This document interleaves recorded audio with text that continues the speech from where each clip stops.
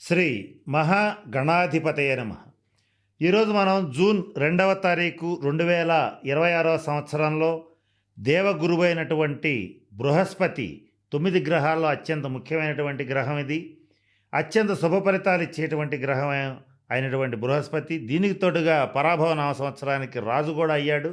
అటువంటి బృహస్పతి తన యొక్క ఉచ్చస్థానమైన కర్కాటక రాశిలో ప్రవేశిస్తున్నాడు. దీనికి తోడుగా తన ఉన్నతమైన స్థానంలో ఉంటూ ద్వాదశ రాశుల వాళ్ళకి అధిక భాగం రాశులకు శుభ ఫలితాలు ఇస్తాడు. కొద్దిమందిని ఇబ్బంది పెడతాడు, కొద్ది విషయాల్లో మాత్రం ఇబ్బంది పెడతాడు.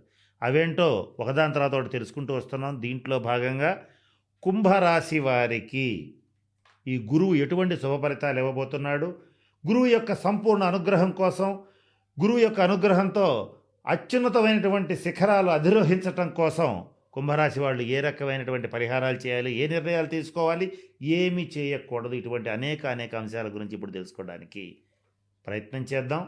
కాస్త జాగ్రత్తగా గమనించండి. మొట్టమొదట కుంభరాశి వారికి 6వ స్థానంలో కర్కాటకంలో గురుడు సంచరిస్తున్నాడు. అయితే ఇక్కడ మనం గమనించవలసిన అంశం ఏంటంటే, కుంభరాశిలోనే రాహు ఉన్నాడు, 7వ రాశిలో కేతు ఉన్నాడు.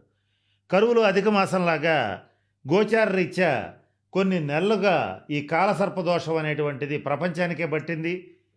కుంభరాశి వాళ్ళకి ఇంకా బాగా ఎక్కువగా ఉంది. అలాగే దీనికి తోడు ఏలినాటి శని కూడా ఇబ్బంది పెడుతోంది. ఇన్నిటి మధ్యలో గురుబలం లేకపోవడం వల్ల కుంభరాశి వాళ్ళు అనేక ఇబ్బందులకి గురయ్యి మొండిగా వచ్చినటువంటి సమస్యలని అధిగమిస్తూ వస్తున్నారు.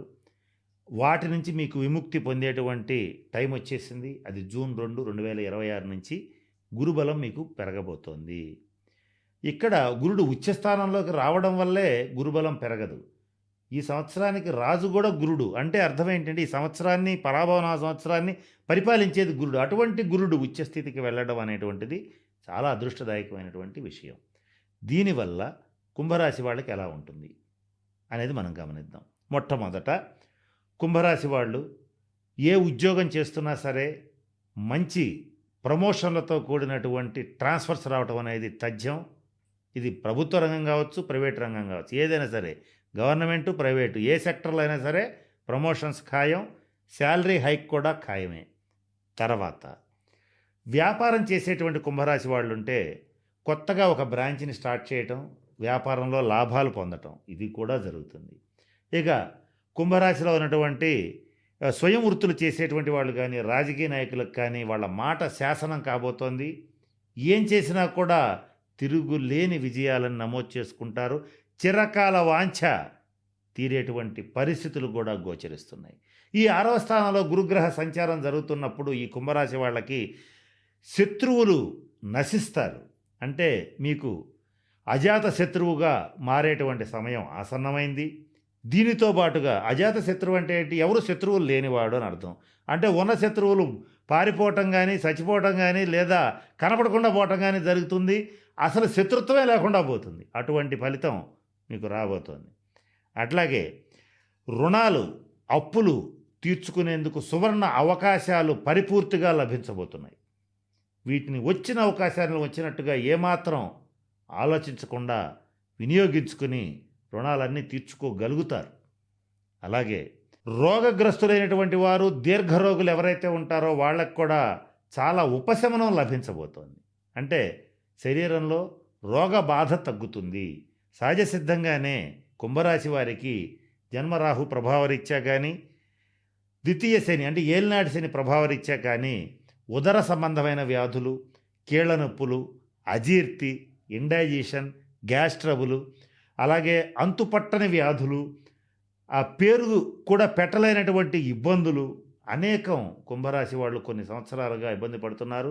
వాళ్ళలో కూడా ఎవరైతే 30 సంవత్సరాలు దాటి 60 సంవత్సరాల మధ్యలో ఉన్నటువంటి కుంభరాశి వాళ్ళు ఉంటారో వాళ్ళు ఎక్కువగా అనారోగ్యం పాలవుతుంటారు. దీనికి కారణం వేరే ఉంది. ఏలినాటి శని అనేటువంటిది జీవితంలో 3 సార్లు వస్తుంది. ఆ సంచార రీత్యా కూడా కొన్ని చెప్పవలసి ఉంటుంది. ఇదంతా జ్యోతిషశాస్త్ర సంబంధమైన అంశం కనుక అన్నింటినీ క్యాలిక్యులేషన్ వేసి చెప్తున్నాను. 30 సంవత్సరాలు దాటినటువంటి వాళ్ళకి తీవ్రమైన అనారోగ్య సమస్యలు కొన్ని సంవత్సరాలుగా పీడించడం అనేటువంటిది జరుగుతుంది. దాని నుంచి కూడా బయటపడే అవకాశం గురువు మీకు ఇవ్వటం అనేటువంటిది జరుగుతుంది. ఇకపోతే ఈ సంవత్సరం కుంభరాశి వాళ్ళకి ఖర్చులు అధికంగా ఉంటాయి. కనుక అంటే నూతన గుర్తుపెట్టుకోండి, కుంభరాశి వాళ్ళు రాసి పెట్టుకోండి, మైండ్‌లో పెట్టుకోండి, లేదా తెలిసిన వాళ్ళకి చెప్పండి. ఎట్లైనా సరే ఖచ్చితంగా గుర్తుపెట్టుకోవాల్సిన అంశం ఏంటంటే, ఈ సంవత్సరం నూతన వజ్ర, సువర్ణ ఆభరణ ప్రాప్తి కలుగుతుంది. మరి బంగారం రేటు అంత ఉంది గదా! అంటే మీ ఆర్థిక స్తోమతకి తగ్గట్టుగా, మీ జాతకానికి తగ్గట్టుగా అంత కొనుగోలు చేసి తీరటం అనేటువంటిది ఖచ్చితంగా జరుగుతుంది. రెండో అంశం ఏంటంటే, ఇది కూడా చాలా ముఖ్యంగా మీరు గుర్తుపెట్టుకోవాలి. ఎవరైతే సొంత ఇంటి కలని కోరుకుంటారో, అలాగే ఎవరైతే ఈ కుంభరాశి వాళ్ళు ఆహ్, కొంత పొలం కొనుక్కోవాలనుకుంటారో, స్థలం కొనుక్కోవాలనుకుంటారో, ప్లాట్ కొనుక్కోవాలనుకుంటారో, అది ఖచ్చితంగా ఈ సంవత్సరం గురువు జూన్ 2న ప్రవేశించిన దగ్గర నుంచి సంవత్సరం లోపల జరిగి తీరుతుంది. ఇది నిర్వివాదమైన అంశం. దీని గురించి ఆలోచించాల్సిన అవసరం లేదు. ఇది తథ్యం. అట్లాగే ఈ కుంభరాశి వాళ్ళకి ఖర్చులు అధికంగా గూడా ఉంటాయి. కారణం ఏంటంటే ఏలినాటి శని, రాహుకేతువుల ప్రభావం వల్ల పనుల్లో ఆటంకాలొస్తుంటాయి. ప్రతిదీ గూడా అంత సాఫీగా సాగదు. గురువు ఎంత అనుగ్రహించినా అంత సాఫీగా సాగదు. దత్త చరిత్ర పారాయణ చేయండి. గురువారం నాడు విష్ణు సహస్రనామ పారాయణ చేయండి. గురువారం నాడు శివాలయాన్ని సందర్శించండి. అలాగే మీ దగ్గరలో ఉన్నటువంటి రామాలయాన్ని గానీ, శివాలయాన్ని గానీ ఏదైనా పాడుబడి ఉన్నా, లేదా అంత ఆదరణకు నోచుకోకపోయినా వాటిని డెవలప్ చేయడానికి ఆర్థికంగా గానీ, మీ యొక్క ఒకవేళ డబ్బులు పెట్టలేకపోతే మీ శారీరకంగా శ్రమ చేసి గానీ డెవలప్ చేయడానికి ప్రయత్నం చేయండి. కారణం ఏంటంటే, దశావతారాల్లో రాముడు రవి, గురు గ్రహాలకి సంబంధించినటువంటి అవతారం. అయితే ఈ రామానుగ్రహం గానీ, అలాగే ఏ తొలి గురువు దక్షిణామూర్తి అంటే శివుడు. ఈ శివుడికి, గురుడికి ఉన్నటువంటి సంబంధం రీత్యా శివుడి యొక్క అనుగ్రహాన్ని సంపాదిస్తే ఆటోమేటిక్‌గా గురువు అనుగ్రహం సంపాదించినట్టే. ఇలా చేసేటట్లయితే అంటే శివారాధన చేసేటట్లయితే, నిత్యం శివార్చన చేసేటట్లయితే గురువు యొక్క సంపూర్ణ అనుగ్రహం లభిస్తుంది.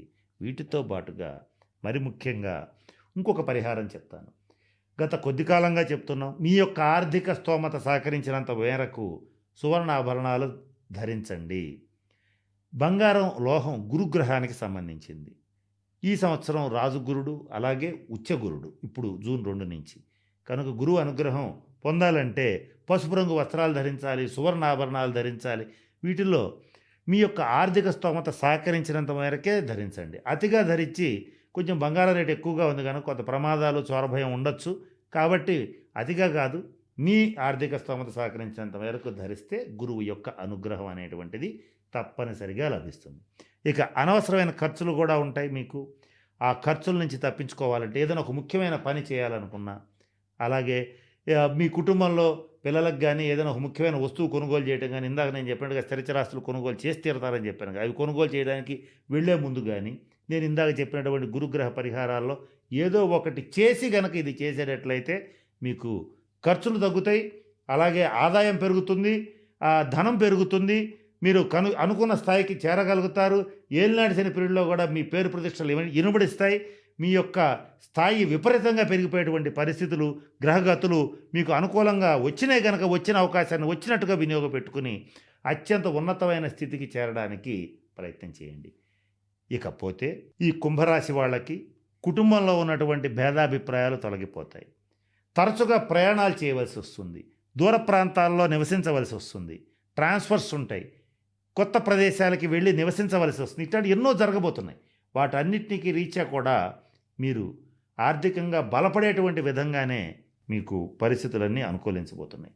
ఇటువంటి మంచి శుభ ఫలితాలు గురుడు మీకు ఇవ్వబోతున్నాడు. కనుక మీరు నేను చెప్పిన పరిహారాలని పాటించి గురువు యొక్క సంపూర్ణ అనుగ్రహాన్ని పొంది అష్టైశ్వర్యాలు, భోగభాగ్యాలు పొందుతారని మనస్ఫూర్తిగా పరమేశ్వరుని ప్రార్థిస్తూ సెలవు తీసుకుంటున్నాను. స్వస్తి.